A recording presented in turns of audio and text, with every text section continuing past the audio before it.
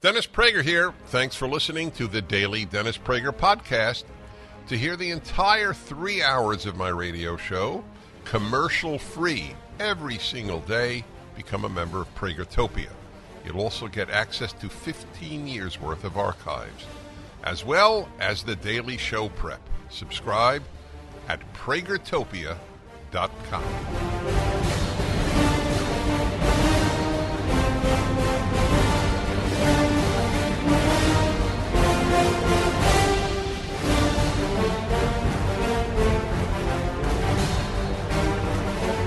Hello, everybody. Dennis Prager here. I missed the last 2 days because I had as mild a case of COVID as a human can probably have.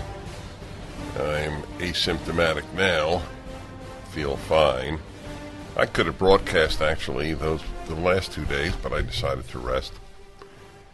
So, like Bill Gates, difference between Bill Gates, who has COVID, mild COVID right now, and I, this past weekend, is that he is double vaxxed and double boosted, and I am none of that. So what exactly is the difference? I'll let you think about that one for a while. We got the exact same thing, except he took the risk of having the vaccine and 2 boosters, and I took the risk of not having the vaccine and 2 boosters. I think he took the bigger risk. He thinks I took the bigger risk. That's what adults do. They differ. But not in America. You can't differ. You differ with the left, and it's called misinformation. There is no exception to that. Tell me one area where you can differ with the left and you're either not a racist or dealing in misinformation. This variation of the COVID is probably going to hit everybody. Stephen Colbert has it. Exhibits symptoms consistent with the recurrence of COVID-19. I'm sure he's vaxxed, and he's had it twice. So we live in the world of the lie, the gigantic lies, because anything repeated often enough is believed. And that includes, of course, anything to do with science, like men give birth. And in Oregon, they're giving out tampons in men's rooms in elementary schools. It's a sick state, truly a sick state. The whole West Coast is sick. Anyway, I welcome you to the show. And Sean, whom do I thank for sitting in for me? Bob France and Mark Davis, 2 of the pros of pros. These are pros of pros. That's what they are. Hey, Sean, did you ever have COVID? Why is he taking so long? It's a yes or no answer. I didn't ask when. A long time ago. Before it was popular.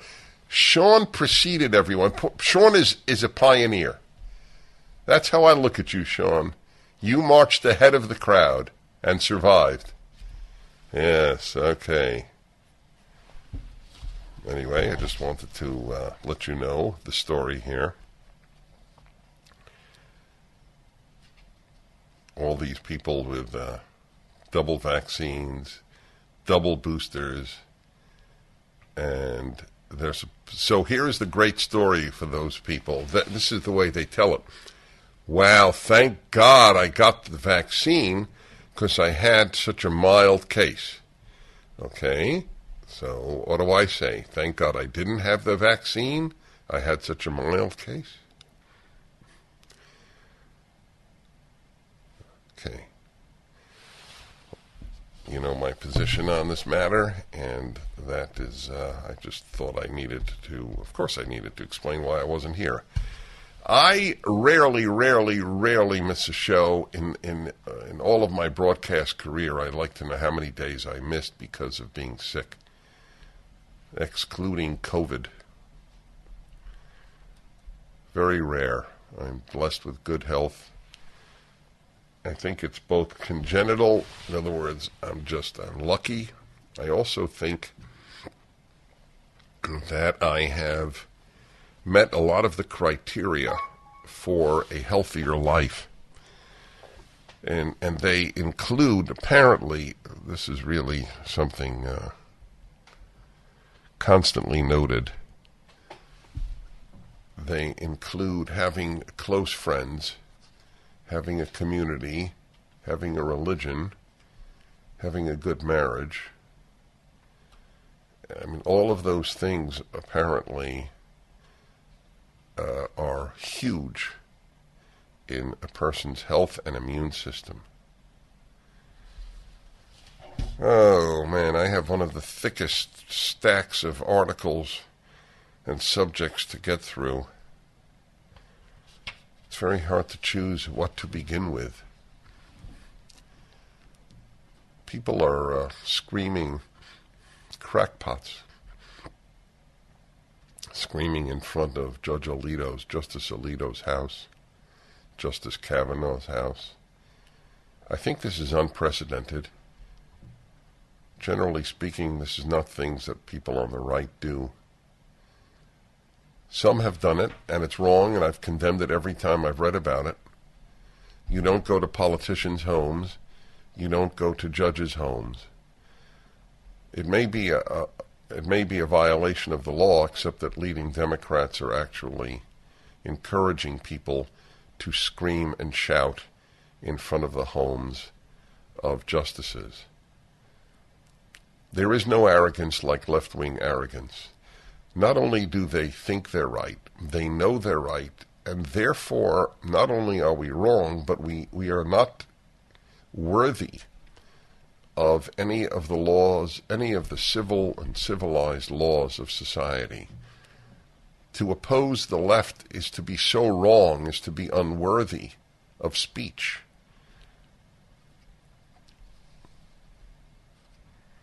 The speech that I was scheduled to give and gave for the Chabad of La Cañada, California, where they tried to muzzle the opening of the first Jewish institution in the history of that city. It's where NASA's JPL is located, up in the foothills near Pasadena. In the olden times, the people at the Facebook page in La Cañada would have been called anti-Semites for shutting down the event that the rabbi had actually created by having me speak. That's right. They were allowed no publicity. And as usual, my supporters came through, and Jew and non-Jew showed up in massive numbers. Many of them probably never been to La Cañada before in their lives. It was a beautiful evening. It is very appropriate that they tried to shut down a speech titled How to Make Moral Leaders. How to Raise Good Kids. They have no interest in raising good kids. They have interest in raising leftist kids, which by definition is morally problematic. I will have a lot to say over the course of the next few days about PolitiFact, an organization that lies like Pravda did. Pravda was called truth. PolitiFact is called fact. PolitiFact is to fact what Pravda was to truth. They use the name and they lie. I wrote a piece. I didn't write a piece. I said in a broadcast that if you find a noose or racist graffiti on a dormitory door in a college, the odds are that it was done by a black student. And they declared that false. They offered a zero evidence as to its falsehood. I'm thinking of suing them. I don't know if I will. I'm thinking of suing them and the sheep professor who said I lied. They lied. They changed what I said. They said that, well, hate crimes are greater. I didn't talk about hate crimes. I just talk about one specific thing. So they changed the subject. PolitiFact lies because the Poynter Institute that sponsors it is a left-wing institute. Anything the left takes over is dishonest. Truth is not a left-wing value. If you ever use PolitiFact, you're wasting your time unless you want to know what the left thinks. PolitiFact is a fraud because the left does not hold truth to be a value. Whether I sue them or not, I will ask lawyers, because the case is so easy to prove that they lied about me in saying that what I said is false, that it might be worth it. These people have to be taken on. They're scum. And they started with the wrong guy. We'll be back.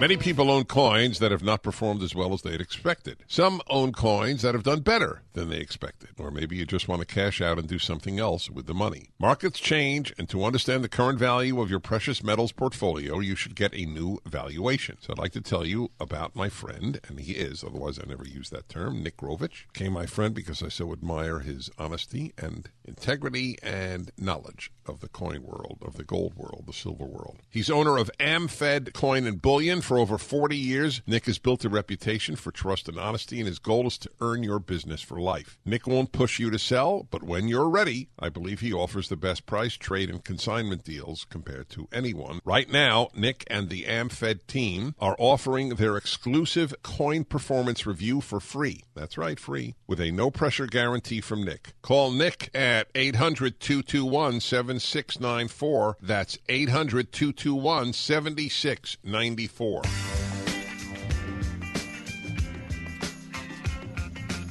I'm Dennis Prager.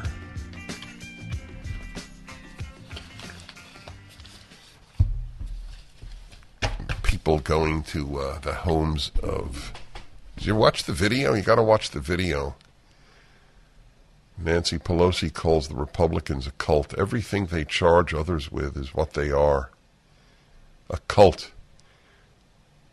People who suppress freedom are not the cult. People who believe in freedom of speech, they're the cult. Do you understand? It's truly Orwellian.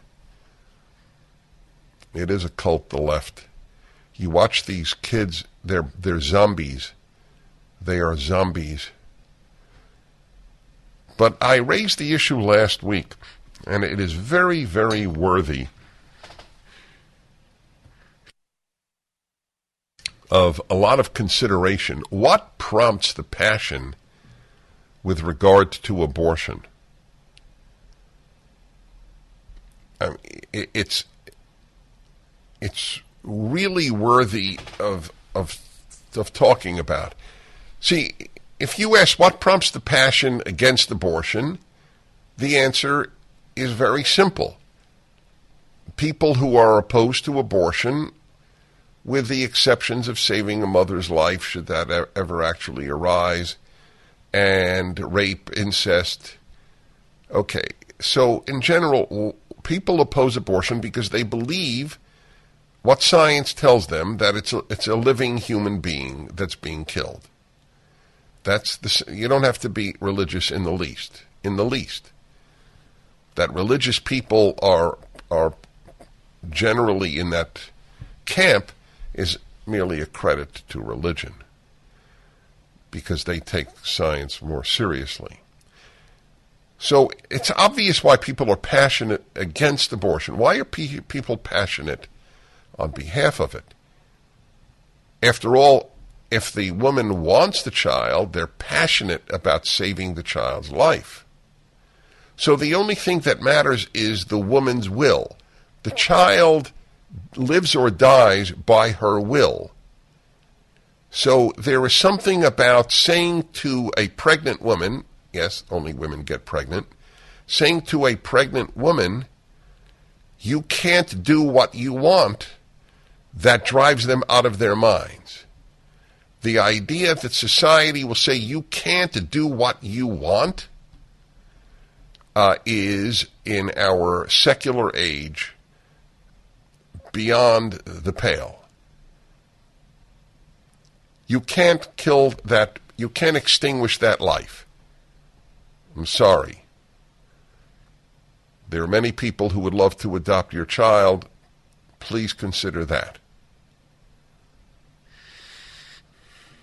But the whole lingo is such a farce. A woman can do what she wants with her own body. It's not her body. It's in her body. Or, get your hands off my body. The whole point is we want to get people's hands off your body. None of the rhetoric actually makes sense. Who on the right wants anybody's hands on her body? They want people's hands off her body. But it doesn't matter. Making sense is not one of the virtues of the left. It is truly interesting, the anger and the passion on the issue. The crackpot mayor of Chicago. There's a competition, really. There's a tough competition. The biggest crackpot of governors and mayors of the Democratic Party has called for a call to arms. But, of course, if a Republican said a call to arms, there would be impeachment proceedings. She wants a call to arms. This giant, this intellectual, moral giant, who is the mayor of Chicago. See if I can get the actual quote here. Let's see.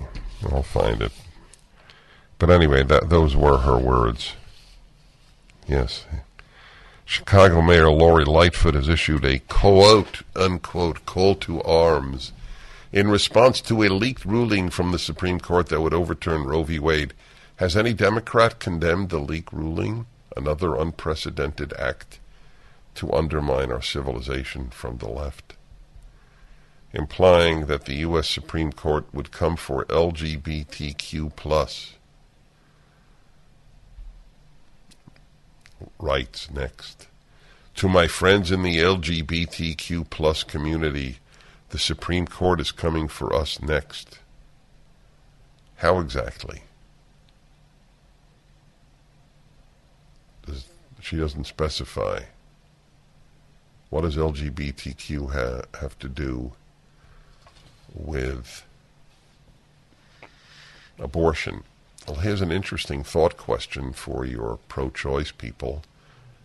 I've always asked you, please ask them, is there any circumstance under which they would declare an abortion immoral, like 9th month? Or here's another one. Let's say they do find a gay gene, and a parent or parents say, I don't want a gay child, I want an abortion. Would you say that was moral? Amniocentesis shows that the child will be a girl. They don't want a girl. They have an abortion. Is that moral?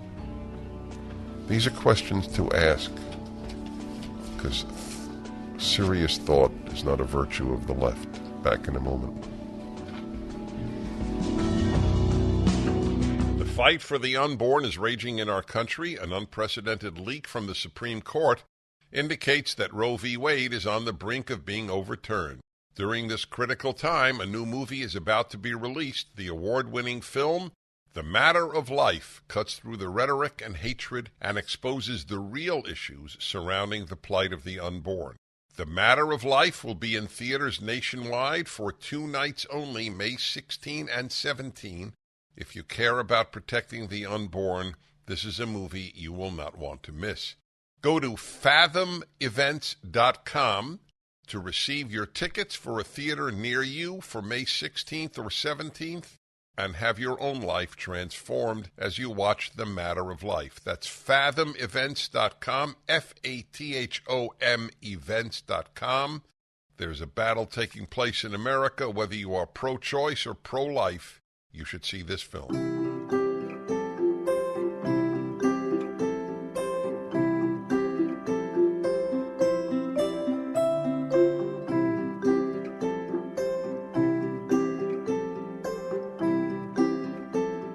I'm old-fashioned. I like two sexes.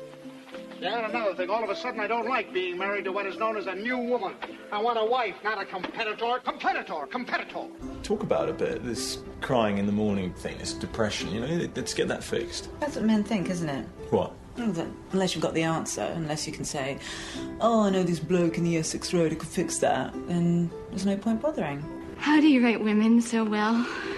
I think of a man, and I take away reason and accountability. I love him, and I don't care what you think. I love him for the man he wants to be, and I love him for the man that he almost is. What do people have rows about? Money, sex, money. He wants, she doesn't want. She wants, he doesn't want? Women have always been a big problem to me, Dr. Fussband. Are you listening, Doctor? Yes, go on. Hi, everybody. It's the Male-Female Hour on the Dennis Prager Show. The reason it is the Male-Female Hour is that it is the second hour of my Wednesday show. But that is not the ultimate reason. The ultimate reason is that it's important to talk about men and women honestly. And I think it's the most honest talk about men and women in the American media. If you know of a more honest or equally honest one, I really would love to know about it. I hope there is, actually. I don't intend to have a monopoly on openness in these matters. And as I point out each week, the reasons for its openness are I'm very comfortable talking about just about anything, even intimate sexual subjects. And because I am neither a man fan nor a woman fan. There are wonderful men and wonderful women, and awful men and awful women. I am a good person fan, not a man fan or a woman fan. Okay. Got an interesting topic for you today. Why do so many people marry? Let's see, I got to pick the right adjective. Not marry the wrong person. Wrong is not, I want something much more severe than wrong, but less severe than bad. Somewhere between wrong and bad. Why do people marry unworthy people? And sometimes bad people. Why do they do that? I have a lot of theories.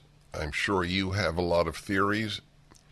I'm sure many of you have such experience. So let me offer a few, and then let me hear your take on either what I said or your own take. Both are welcome. 1-8-PRAGER-776. No order of importance. One is people often marry the dysfunctional parent that they had unconsciously in an attempt to right that wrong. This is not original to me at all. This is well known among psychologists, psychotherapists.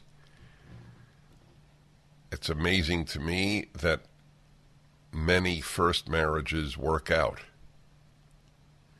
I'm not amazed that many first marriages don't work out. I'm amazed that many first marriages do work out. Hey, there you go. There's a glass half full approach, but I'm not doing it to make people feel good or make myself feel good or anybody else. It's simply the truth. There are so many things militating against a good first marriage. So many mistakes to be made in whom one chooses.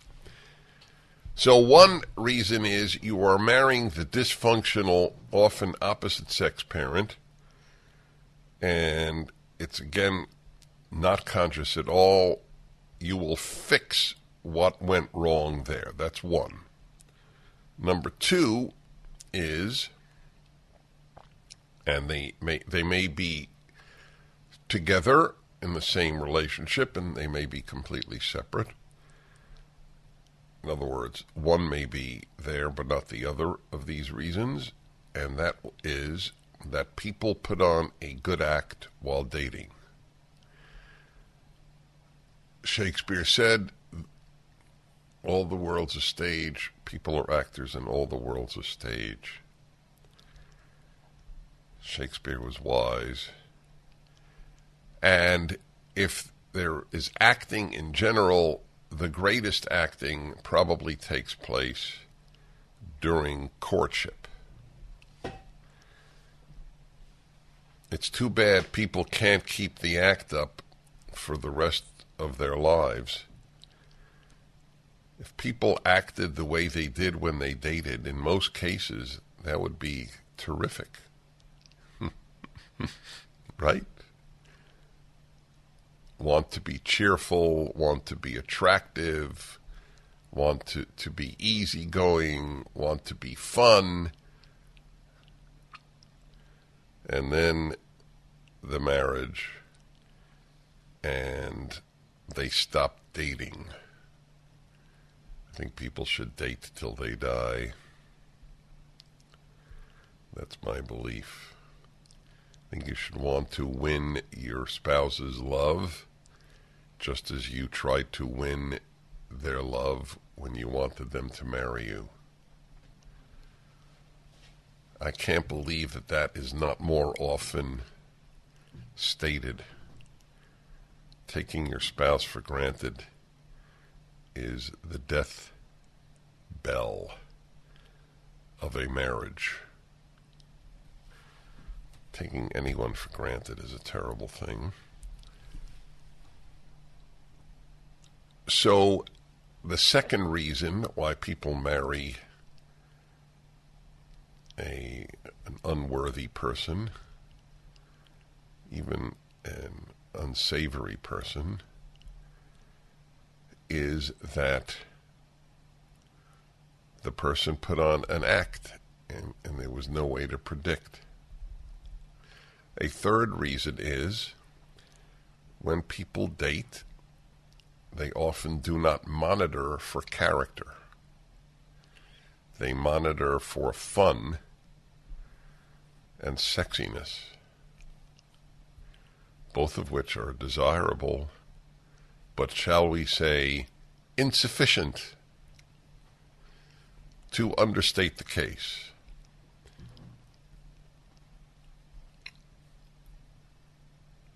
Very easy for the excitement to dwarf sober considerations of decency.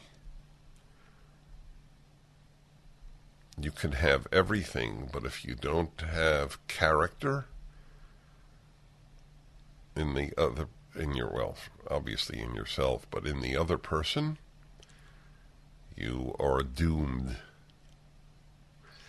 1-8-PRAGER 776-877-243-7776. Those are three starter reasons why people marry people who are harmful, who have a troubled character, shall we say. 1-8-PRAGER 776. I am always actually a little depressed when I hear about the meanness of some spouses after marriage, after the divorce. I mean, people become evil, sometimes evil. Using the children as the battering ram, poisoning them against the other parent because they're so certain that they were the victim. There are a few things in life that test people's character. Divorce is one of them. Yeah. That's why I really wonder, the last 2 years made me really wonder about this. Do we really know people if they're not tested? I will take thine calls when we return. Towels just don't seem to dry you anymore. They feel soft and lotiony in the store, but you get them home and they don't absorb. Well, Mike Lindell at MyPillow found that out around 2006, and towels changed forever. He found the best towel company right here in the USA. They have proprietary technology to create towels that feel soft but actually work, and that happens to be true. I use them. They are all made with USA cotton, and they come with the MyPillow 60-day money-back guarantee. 6-piece set, 2 bath, 2 hand towels, 2 washcloths. Regularly $109.99, now $39.99. Just go to MyPillow.com and click on the new radio listener specials and get deep discounts on all MyPillow products, including the towels, by entering the promo code Prager, or call 800-761-6302 for these great radio specials. MyPillow.com, promo code Prager. I was only walking through your neighborhood, saw you light on. This is the male-female hour, and I'm Dennis Prager. Male-female hours every Wednesday, second hour. Why do people marry a suboptimal? No, suboptimal's not enough. A person who borders on the character defective. How's that? A character defective person. Now, you might be character defective,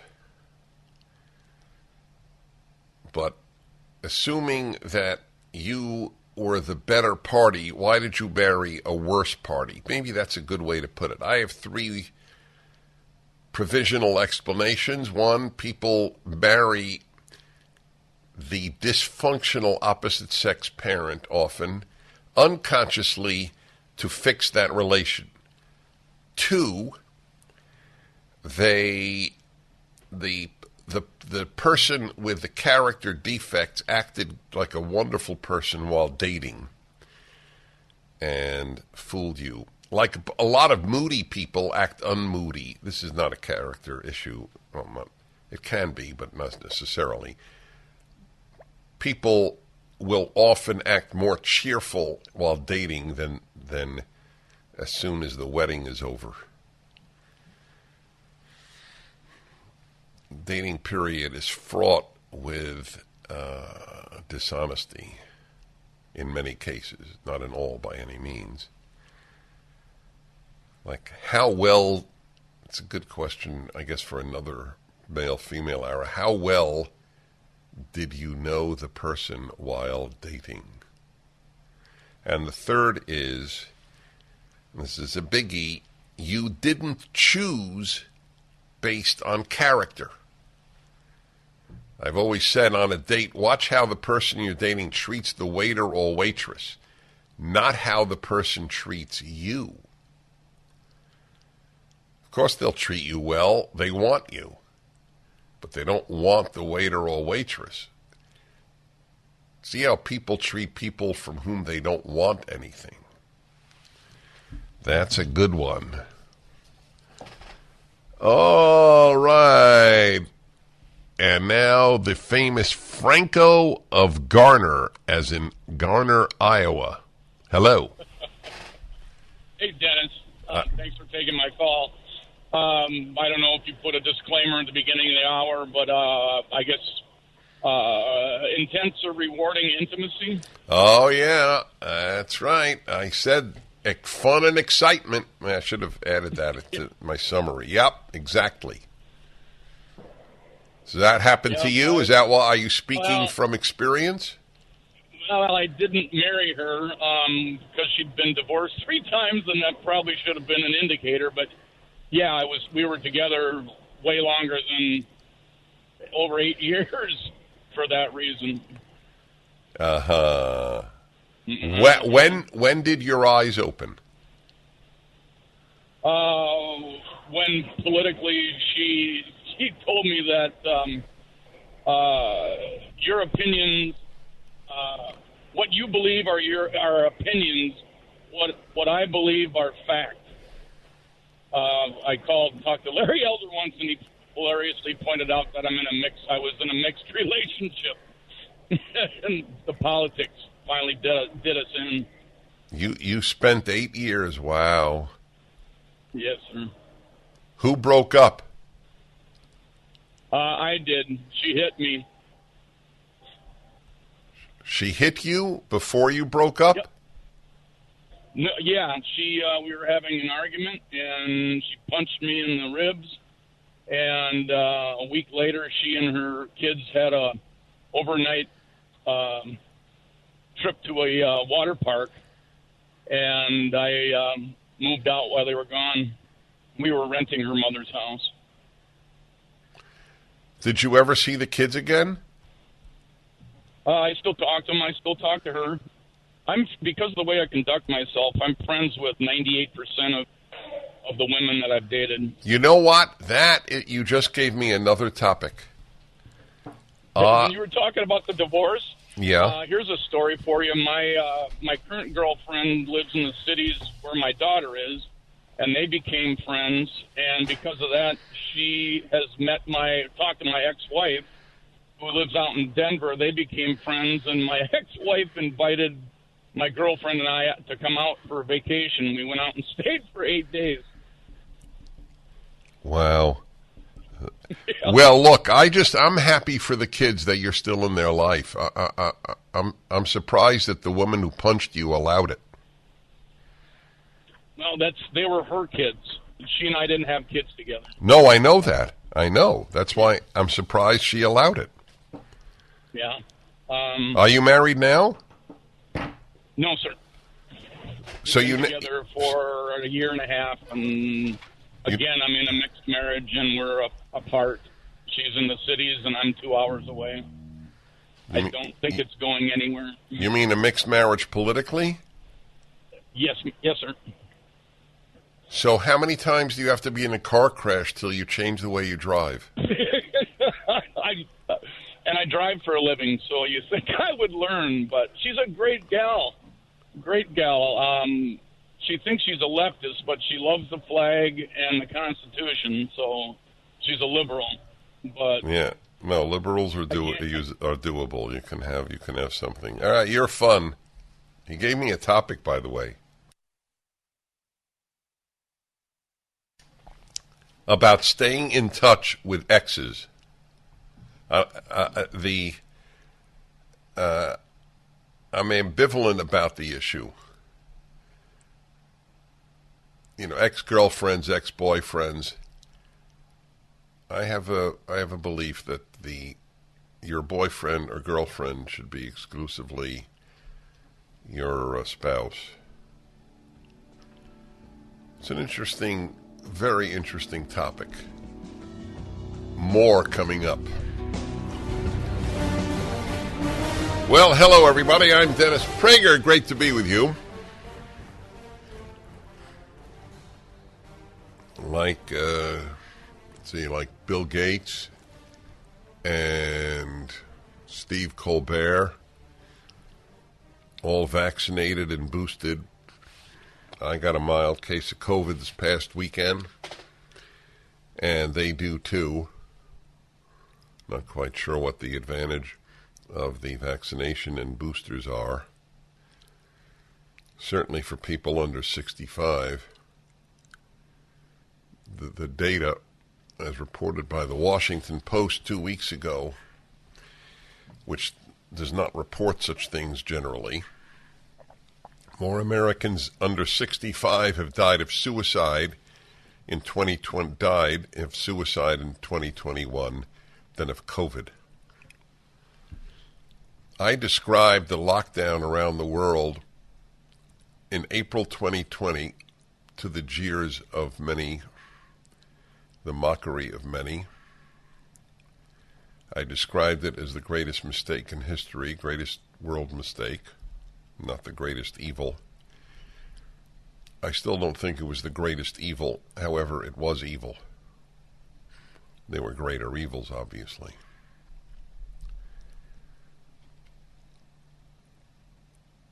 The damage done to the economies, as if economy has nothing to do with the quality of life of vast numbers of human beings. Only the rich don't give a damn about, it hurt the economy, because it doesn't hurt them.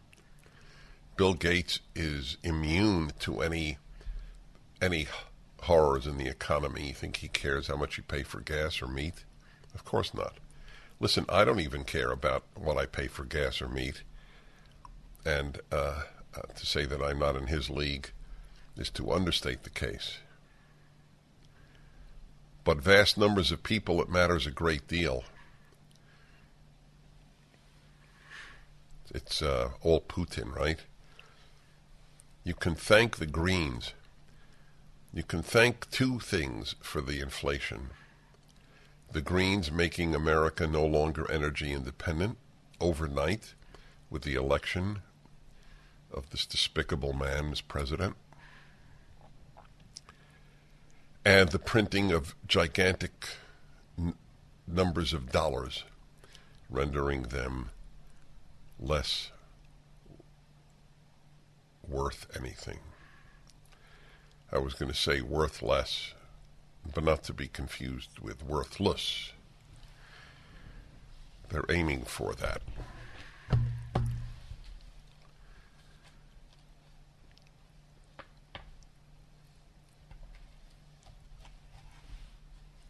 I keep thinking about the abortion hysteria, like the mayor of Chicago, who's an insult to the people of Chicago, but are the mayors of Philadelphia or Portland or L.A. or San Francisco any different? No.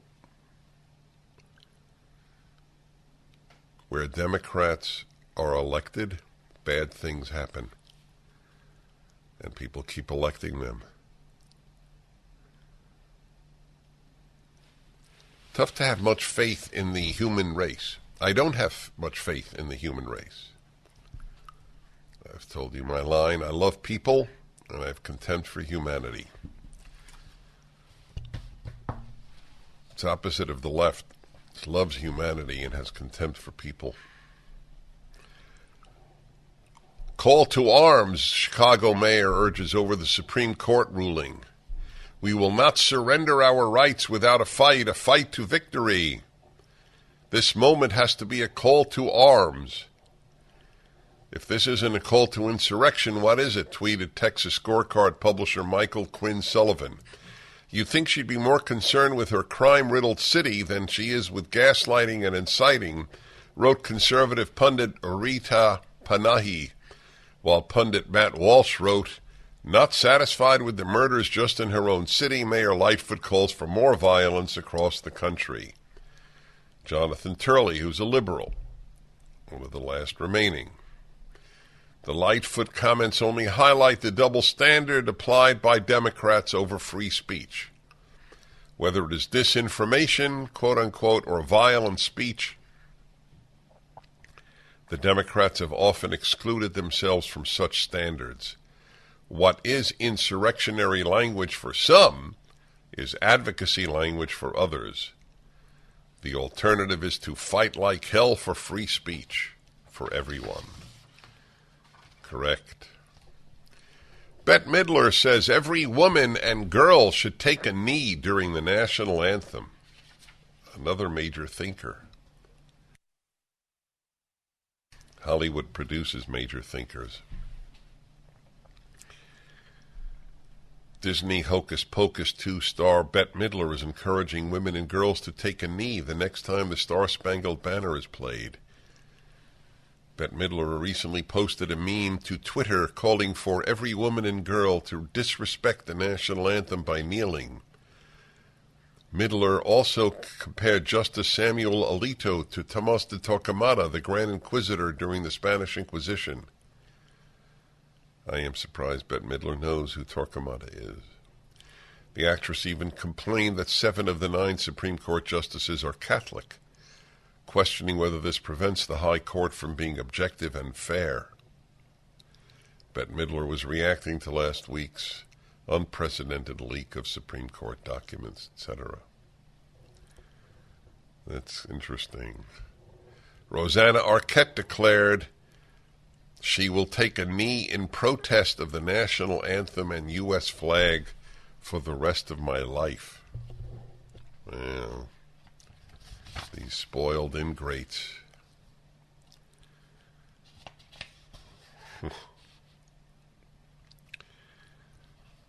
Take a knee during the national anthem. The big Quebec party in the province of Quebec, Bloc Québécois, put forward a motion Tuesday, that's yesterday, seeking to eliminate the prayer that kicks off the House of Commons' daily proceedings. Bloc MP Marlène Gill said she was astonished the first time she heard the prayer after becoming an MP, Member of Parliament. I could not and still cannot understand why a parliament would impose, even with the noblest of intentions, not only faith, but its faith on all parliamentarians, employees of the House, Quebecers and Canadians, she said. The prayer is read just before the House of Commons opens up to the public. By the way, it's been said since 1877. The left has contempt for tradition and history. The new world that they envision. They imagine a new and much better world, which is invariably much worse. The prayer is read just before the House of Commons opens up to the public and before the cameras turn on, after which the proceedings are televised and streamed online.